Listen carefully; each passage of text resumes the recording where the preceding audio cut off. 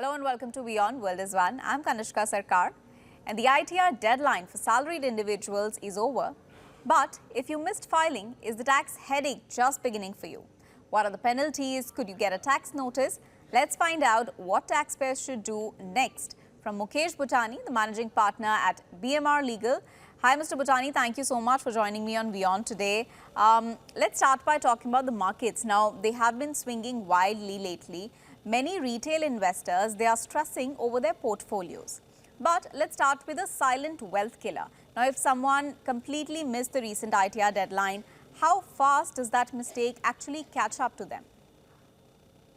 Well, there's no need to be nervous about because the law for salaried employees and pensioners for which July 31 is the deadline has a provision to extend the deadline, of course, subject to payment of taxes.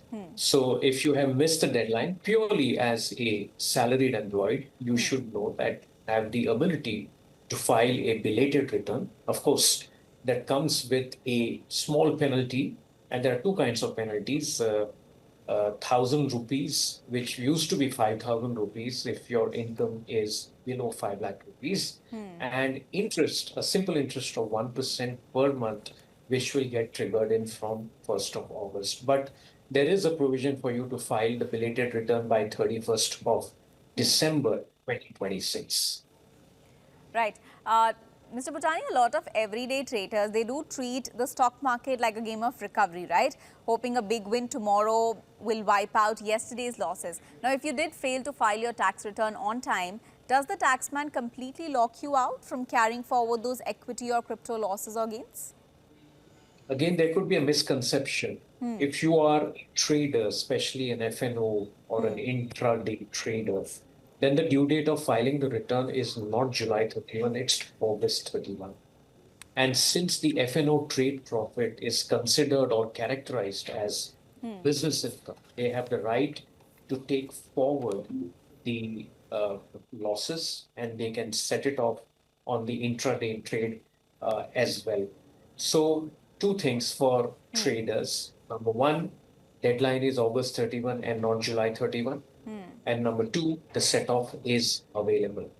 Now, you need to bear in mind that if you file a belated return, which is available for FNO trades, and you have a situation of overall loss carry forward, then there is a disincentive because you could potentially, not potentially, you actually will lose the carry forward benefit beyond August 31. So you can file the tax return, which is within the belated date of December 31, but you cannot carry forward the losses. And by the way, this is not just true for FNO traders, any form of business loss, even if you're a large corporate, your right to carry forward that loss is disenabled. And this has been a law now for past 3 decades. Right. And so also want to clear some basics over here, okay? There's a widespread belief among young professionals that my employer or broker, they already cut my TDS, so I don't need to stress about filing. Can you just clear this up for our viewers here? Now, is a deducted tax receipt a free pass to skip your filing of the ITR? The answer is no. There are certain forms of professionals who have the benefit of taxation, or rather a choice of taxation based on a deemed profit legislation. So chartered accountants, lawyers, even certain forms of medical practitioners, provided their income is within the threshold. So if their income is within the threshold, say 50 lakhs or 75 lakhs, and the law has prescribed different limits for different forms of professionals, then in that situation, they get a deemed deduction. So first, to your point, are they obligated to file the return? Yes.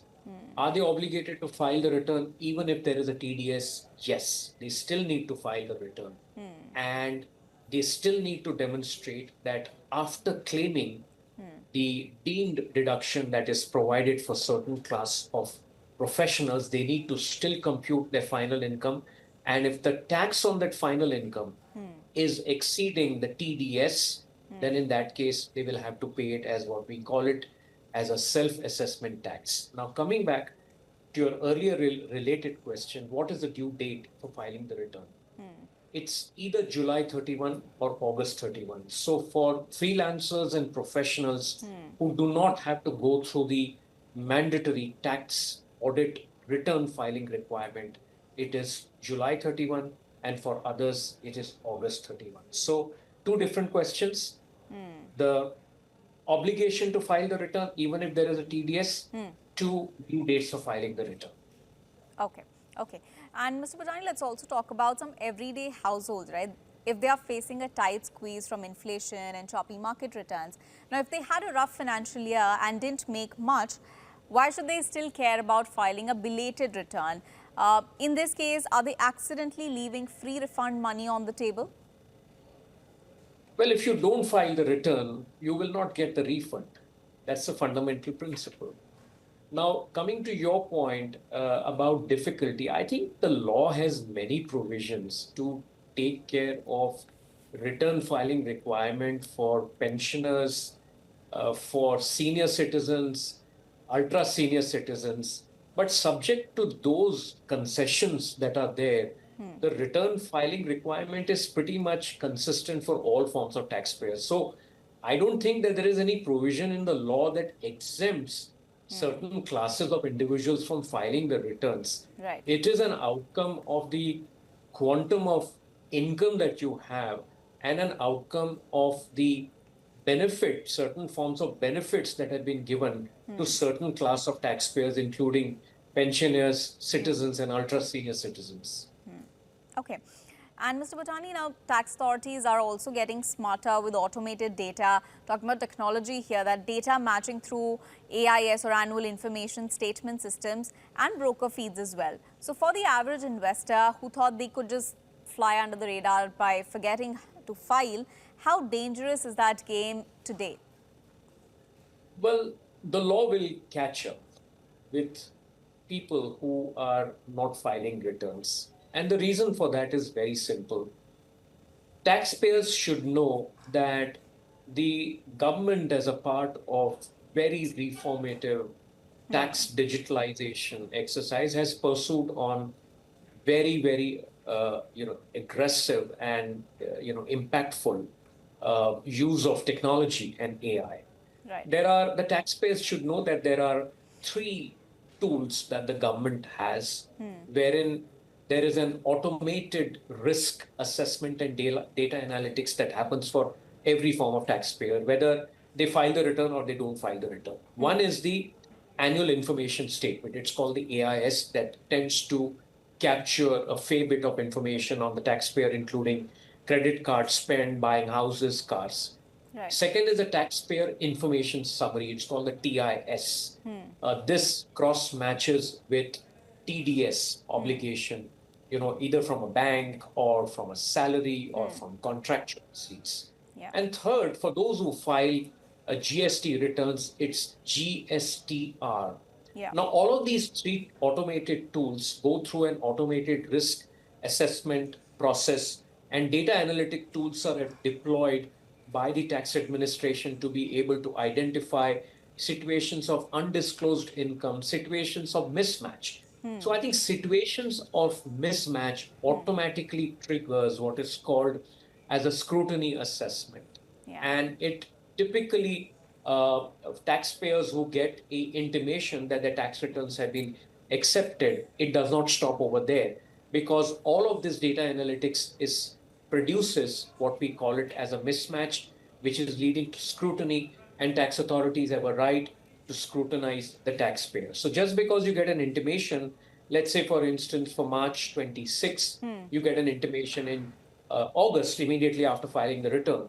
We need to bear in mind that the tax authorities have a right up to March 31, 2027, Right. or June 30th, 2027, to be able to look at these mismatches and pick it up for scrutiny assessment. So taxpayers' tax returns are open for audit and assessment up until the June 30th of the following year. But these are the three tools that are employed. Now, taxpayers who have regular filings Correct. need not worry about it, because these tools are just able to capture mismatch of data between the three technology tools adopted by the government.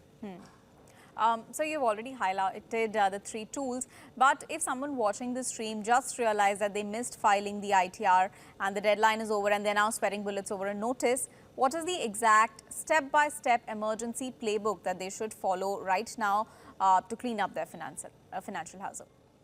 Well, the step-by-step procedure would be as follows. Number one, you have a window open till the 31st of December to be able to file the tax return. You need to go back into your annual information statement because that information statement really collates data of all the withholding taxes that have happened. Everything is automated. So if you are earning interest from the bank, by paying interest deducts taxes. Similarly, it collects data on capital gains statement as well. You need to compute your outstanding tax and pay it with interest, which is triggered off at 1% per month. So you have the right to file a belated return. Every month of delay will attract 1% incremental return. Then there is a procedure by which you e-verify your return. The e-verification process, you have 30 days to do that. There is an automated, code, what we call it as the OTP-based code that is generated, which will help you e-verify. You can do it either yourself or if you have an authorized representative by way of a chartered accountant, that they can also do for you. And thereafter, you need to wait to track the intimation that you will receive back from the automated system. So I think that this is the procedure. There is another procedure, which is your right to look at a genuine omission. So let's assume that you have filed a return, Right. including a belated return, but Yes. you realize that there is a genuine omission, something has been mixed out. Mistakes can occur in many forms. You have a right to now go back again by December 31 and file a return called the updated return. Yeah. So one is a belated return, second is an updated return. So you can file a belated, updated return, and in that updated return, you can correct the errors that have crept in. That facility also you have with you. So that's really, in my view, would be a step-by-step advice for late filers. All right. Thank you so much, Mr. Bustani, for joining me on the segment today with all of those insights. Appreciate your time. Welcome. Well, missing the ITR filing deadline isn't the end of the road. The right action today can still help you avoid bigger problems tomorrow. Do drop in any other tax queries that you may have in the comments below. And until next time, stay financially savvy. Thank you for watching.